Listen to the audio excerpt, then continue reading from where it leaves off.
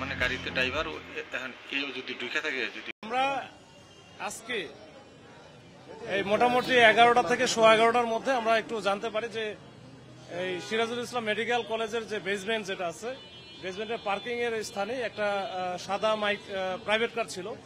এই প্রাইভেট কারে এখানে ওনাদের যে সিকিউরিটি গার্ড আছে তারা হয়তো বা কালকে খেয়াল করে নাই, আজকে সকালে যখন ওই সময়টা দেখে যে দুইজন ভিতরে আছে তাদের মৃত অবস্থায় দেখতে পায়।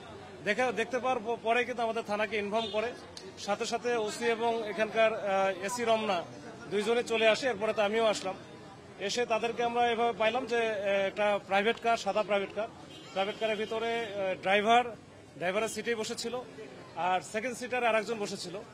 তো আমরা যেহেতু প্রাইভেট কারটা পাইছি, প্রাইভেট কারের একটু চেক দিয়েছি যে এটার মালিককে। তো মালিকের নাম ঠিকানা বের করার পরে তার সাথে আমরা যোগাযোগও করেছি, সে আসতেছে।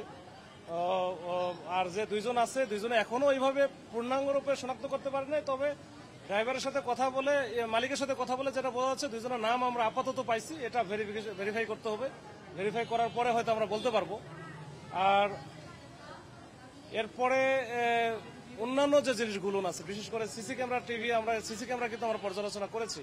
এটা মূলত এই গাড়িটা আসছে গতকাল রাতে, মানে ভোরের দিকে 5:32 এখানে ইন করে।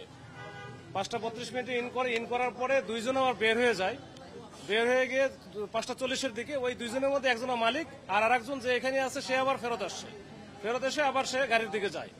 এখন মালিকের সাথে কথা বলে আপাতত যেটা বুঝতেছি যে তাদের এই গাড়িটা তারা আসছিল, এখানে তাদের একটা রিলেটিভ এখানে সিরাজুল ইসলাম মেডিকেলে ভর্তি আছে, তাকে নেওয়ার জন্য। এরপরে এই দুইজনকে রেখে মালিক চলে যায় যে ওই রিলেটিভকে নিয়ে তারপরে তারা মালিক হচ্ছে আবার এরা চলে যাবে। এইভাবে এটা এখন পর্যন্ত এই রাপ এরকম পাওয়া গেছে। আমরা আসলে এটার একটু বিস্তারিত তদন্ত করে তারপরে বিস্তারিতটা আমরা বলতে পারবো, তার আগে আসলে বলা মুশকিল। এটা আসলে বিস্তারিত ইনভেস্টিগেশন না করে আসলে বলা মুশকিল। তবে এখানে একেবারে বেসমেন্টের দুই তলা বলে নিচ্ছে, তাই না? এখানে এমনিতেই একটু সাফোকেশন টাইপের আছে আর প্রচন্ড রকমের গরম।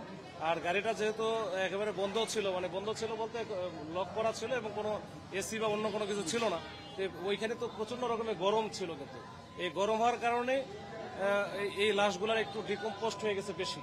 তো এইটা আসলে আমরা একটু ওই যে আমাদের সিআইডি আসছে বা অন্যান্য এক্সপার্ট যারা আছে তাদেরকে দিয়ে আমাদের দেখাইতে হবে এবং কোন পজিশনে কি ছিল আমাদের ছবি তোলা আছে, দেখাও হয়েছে।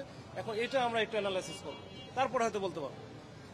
এটা আজ সকাল আনুমানিক 11:50 থেকে 11:58 ভিতরে আমি যখন বেসমেন্টে যাই তখন দেখি গাড়ির ভিতরে দুইটা লোক শোয়া। তো তখন আমি প্রথম দরজায় নক করি, গাড়ির বাইরে থেকে গ্লাসে কোনো রেসপন্স তারা করে না। তো পরে আমি পিছনে যখন গাড়ির দরজা টান দিই তখন দেখি দরজাটা খুলে গেছে। পরে ভিতরে ডাক দিই যে হ্যালো ভাই, হ্যালো প্লিজ, দেখি কোনো রেসপন্স পাই না। তখন আমি আমার কর্তৃপক্ষকে বলি যে স্যার গাড়ির ভিতরে এরকম দুইটা লোক পাওয়া গেছে, তারা তো কোনো কথাবার্তা বলতেছে না।